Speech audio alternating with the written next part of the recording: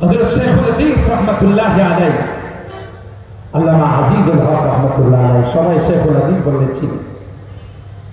আমরা যখন ছোট ছিলাম, হযরত বয়ান করতেন, ছাত্র যখন ছিল, বিভিন্ন মাঠে হযরত বলতেন, আগে শুনছি কুকুরে লেজ না, এখন দিকে লেজে কুকুর না। আমার এটা বুঝে আসতো না, কয় আপনাদের এই নাগেশ্বরী এলাকায়, কুড়িগ্রাম এলাকায় কি লেজে কুকুর না নাকি কুকুরে লেজ না? ঘুমে গেছে, এত কথা বলতে হবে। হযরতটি বলেন যে আগে শুনছি যে কুকুরে লেজ না, এখন দেখি যে লেজে কুকুর না। আমার এটা বুঝে আসছে, কিন্তু পরবর্তীতে আস্তে আস্তে বুঝে আসছে জানেন, কালামদার হাচ্ছে গুইয়া দিদা বলে, আল্লাহ আল্লাহ যা বলেন ঠিক কথাই বলেন, জেনে শুনি বলেন। কয়েকটা ইহুদি গোটা বিশ্বের খ্রিস্টান, হিন্দু, বৌদ্ধ যত বিজাতি আছে সবগুলোর নেতৃত্ব দেয় এই ইহুদি সব। তাহলে কি অর্থ হলো? হুজুরের কথাই ঠিক যে কুকুরে লেজ নাড়ায় না, লেজে কি না কথা। হযরত শেখুল হিন্দ মাহমুদুল হাসান দেওবন্দি রাহমাতুল্লাহি আলাইহি, তিনি তার किताबे लिखें, अगर समंदर के नीचे दो मछलियां के अंदर कोई झगड़ा हो तो समझ लेना कि इसमें भी किसी यहूदी के हाथ। मात्र सत्ताले আমরা ওকে বুঝে হয়তো পাবলিক আপনারা বুঝেন। হযরত লিখতেছেন তার किताबे, সমুদ্রের নিচেও যদি আটলান্টিক মহাসাগর, বঙ্গোপসাগরের নিচে যদি দুইটা মাছের মধ্যে কামড়াকামড়ি হয়, ঝগড়া হয়, সূক্ষ্ম তদন্ত করলে, কোন তদন্ত? আমার কথা বুঝতেছেন তো? সূক্ষ্ম তদন্ত, তদন্তের মধ্যে যদি দুই নাম্বারই না হয়, বুঝলেন তো? দুই নাম্বারই যদি হয় তদন্তের মধ্যে, তাহলে দেখা যায় জেলখানাতে চোর ডাকাতের পরিবর্তে আলেম ওলামা ঢোকে। চুরি করে, ডাকাতি করে, দুর্নীতি করে, লুটতরাজ করে, চাঁদাবাজি করে, এদের কোনো অপরাধ নাই।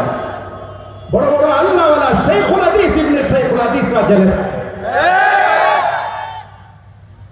ওরা কি চোর? ওরা কি ডাকাত? ওরা কি দুর্নীতিবাজ?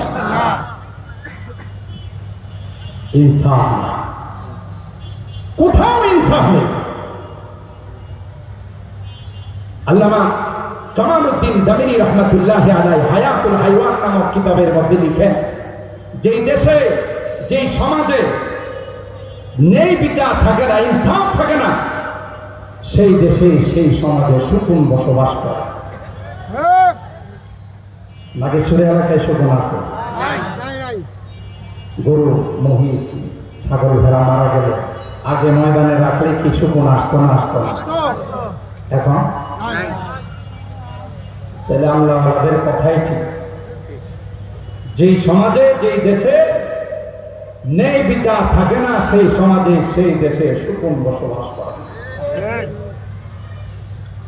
ন্যায় বিচার থাকলে নায়েবে রাসূলরা, ওয়ারাসাতুল আম্বিয়ারা জেলখানায় থাকতো না। যারা মদখোর, সুদখোর, দুর্নীতিবাজ, এরা বুক ফুলিয়ে জেলখানা থেকে বের হয়ে যায়, আর আল্লাহর ওলিরা জেলখানায় বছর কি বছর জেলখানায় বসতে থাকে। কথা বলেন,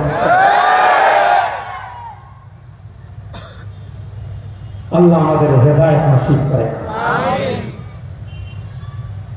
তো আল্লামা শেখুল হিন্দ মাহমুদুল হাসান দেওবন্দি রাহিমাহুল্লাহ, তিনি তার কিতাবে লিখেন যে সূক্ষ্ম তদন্ত করলে সমুদ্রের নিচে দুইটা মাছের মধ্যে যে ঝগড়া হচ্ছে, তালাশ করলে পাওয়া যাবে ইসমে বিহি কিসি ইহুদি কে হাত है। ওই ঝগড়ার পিছনেও কোন ইহুদির ইন্ধন আছে। সুবহানাল্লাহ, সুবহানাল্লাহ।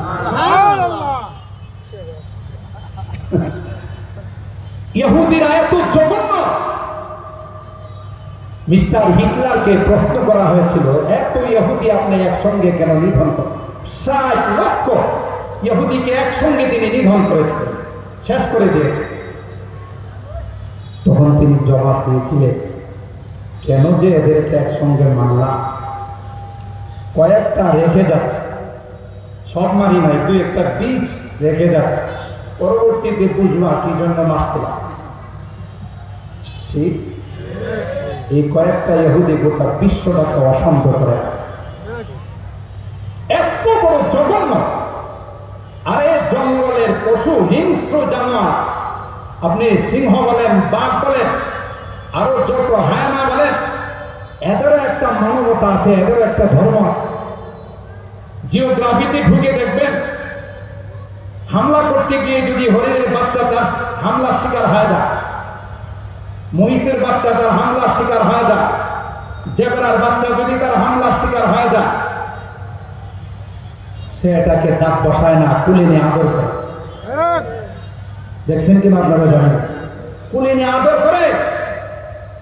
তার মানবতা এতটুকু যে এটা তো মাসুম বাচ্চা, এটার গায়ে দাঁত বসানো আমার মরুতে দেয় না, আমার মানবতা দেয় না, আদর করে। আর এই কমবক্ত ইহুদি সম্প্রদায়, এরা ফিলিস্তিনের মাসুম বাচ্চাদেরকেও তাদের বোম্বিং থেকে ছাড়া পায়, তাদের অস্ত্রের থেকে ছাড়া পায় না। কথা বলেন ঠিক না? এত খুনের নেশা আর করবে না রাখা। এরা তো আল্লাহ পয়গম্বরদেরকে পর্যন্ত হত্যা। এদের রগ রেশায় খুনের পিপাসা। বিধায় কোন অমুসলিমরা মুসলমানের বন্ধু হতে পারে না। কোরআনে আছে, আমার আপনার কথা কেউ হাত করবেন। আমরা যতই বলি এরা আমাদের বন্ধু না, এরা নিবেশ দিবে না, শেষ করার চেষ্টা। যাই হোক, আমরা করোনার সময় দেখেছি নদীতে, রাস্তাঘাটে লাশের মিছিল, কিন্তু তাদের ঘেরাও দেওয়া আমাদের এই বাংলাদেশ চতুর্দিকে বড়া। আমরা খুব ভয়ে ছিলাম, না জানি আমরা করোনায় আক্রান্ত হয়, কিন্তু আলহামদুলিল্লাহ সোম আলহামদুলিল্লাহ খুব কিঞ্চিত আমাদের বাংলাদেশে করোনায় শাহাদাত বরণ করেছে। জানেন কি জন্য? কি জন্য জানেন? একমাত্র, কেবলমাত্র, শুধুমাত্র এই সকল কওমি মাদ্রাসাগুলোর বড় মাদ্রাসার কোরআনের পাখিরা গোটা জাতির জন্য আল্লাহর কাছে দোয়া করেছে। কোরআন পড়ে পড়ে আল্লাহর কাছে দোয়া করেছেন, আল্লাহ আমার এই প্রিয় মাতৃভূমি, আমার প্রিয় বাংলাদেশকে তুমি হেফাজত। আর এই মাসুম বাচ্চাদের দোয়ার বরকতে বিশালী গজবের হাত থেকে আল্লাহ এই জাতিকে রক্ষা করেছে। ভূমিকম্প আসে, ঝাঁকুনি দেয়, কারণ যেই সময়টাই ভূমিকম্প আসে, যদিও আমরা ঘুমিয়ে থাকি, কিন্তু কোরআনের পাখিরা সেই সময় তিলাওয়াত করে। কেন বলেন? এরা কোরআন পড়তে থাকে, তো আমাদেরকে সামান্যতম ঝাঁকুনি দিয়ে ভূমিকম্পের কথা বলে যা, তোদের গোনার কারণে আমি আসছিলাম, কিন্তু এ সকল এই মহিউ সুন্নাহ মাদ্রাসা সহ, এ সকল কওমি মাদ্রাসা সহ, এই মাদ্রাসাগুলোর কোরআনের পাখিদের কোরআনের তিলাওয়াতের বরকতে আল্লাহ আমাকে উঠায় নিয়ে গেছে।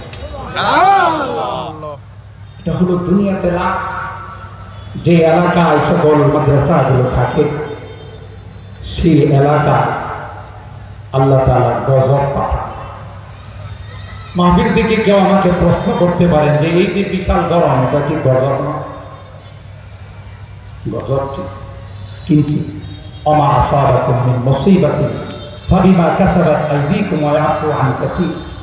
সূরা সূরা আয়াত নাম্বার 30।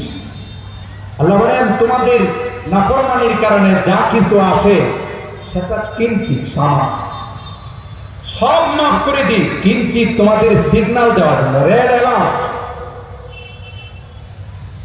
তোমাদের জারি করার জন্য, যে তোমরা যে পথে চলতেছো এটা কিন্তু জান্নাতের পথ না, এটা জাহান্নামের। কথা বলেন ঠিক?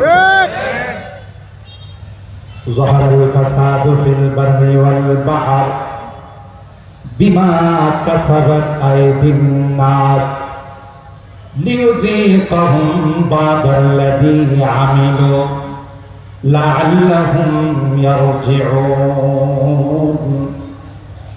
আল্লাহ বলেন তোমাদের গুনাহের কারণে, তোমাদের নাফরমানির কারণে, তোমাদের অপরাধের কারণে, পাপাচারের কারণে জলে স্থলে অশান্তি দেখা দেয়। এ বান্দা, আমি তো তোমাদের সবগুলো মাফ করে দেয়, সামান্যর উপর আমি তোমাদের উপর বিপদ পাঠাই। উদ্দেশ্য তোমাদেরকে ধ্বংস করা নয়, তোমাদেরকে শেষ করে দেওয়া নয়। লাআল্লাহুম ইয়ারজিউন। আল্লাহ বলেন এত মহব্বত করে, এত সুন্দর করে তোমাদেরকে বানাইছি রে, জাহান্নামের আগুনে দেওয়ার জন্য নয়। যেই পথে, যেই মতে তোমরা চলতেছো এটা জান্নাতের পথ নয়, এটা আল্লাহর সন্তুষ্টির পথ নয়, এটা হলো জাহান্নামের পথ। যেইভাবে তোমরা পয়লা বৈশাখ পালন করছো, যেভাবে তোমরা 31 মার্চ পালন করো, যেভাবে তোমরা ভ্যালেন্টাইন্স ডে পালন করো, যেভাবে বিভিন্ন কিছু হিন্দুয়ানি কালচার তোমরা পালন করো, না না না, এটা তোমাদের কালচার না, এটা হলো বিজাতির কালচার। তোমাদের এই নাফরমানির কারণে কিঞ্চিত মুসিবত পাঠায়। আমি তো ইচ্ছা করলে মুহূর্তের মধ্যে গোটা জাতিকে পরিবর্তন করে আবার নতুন জাতি পৃথিবীতে বসবাস করাই করতে, ঠিক কিনা বলে? ইয়াশা ইউযহিবকুম ওয়া ইয়াতি বিখালকিন জাদীদ ওয়া মা যালিকা আলাল্লাহি বিআযীজ। আল্লাহ বলেন কি মনে করছো গোটা জাতিকে আমি শেষ করে দিই, আবার নতুন জাতির বসবাস পৃথিবীর মধ্যে আমি ঘটাইতে পারি, ঠিক কিনা? কিন্তু আমি করি না। সুযোগ এখন যদি তোমরা তাওবা করো, গুনাহ থেকে ফেরত আসো, মুহূর্তের মধ্যে রহমতের বৃষ্টি দিয়ে গোটা আবহাওয়াকে আমি চেঞ্জ করে দেব। সুবহানাল্লাহ। পারেন না আল্লাহ? কিন্তু আমাদের দ্বারা সেই রকমের তাওবা হচ্ছে। সেই জন্য আল্লাহ আমাদের উপরে কিছু আংশিক কিঞ্চিত আযাব গজব দিয়ে আমাদেরকে সতর্ক করার উদ্দেশ্য, ধ্বংস করার উদ্দেশ্য। ঠিক এই সকল কওমি মাদ্রাসা আমার কবর থেকে শুরু করে গোটা পরকালের জিন্দেগিতে সবচাইতে যদি কেউ আমার আপন হয়, তাহলে এই সকল নায়েবে রাসূলুল্লাহ, উলামায়ে কেরাম, ওয়ারাসাতুল আম্বিয়া আমার সবচেয়ে আপন।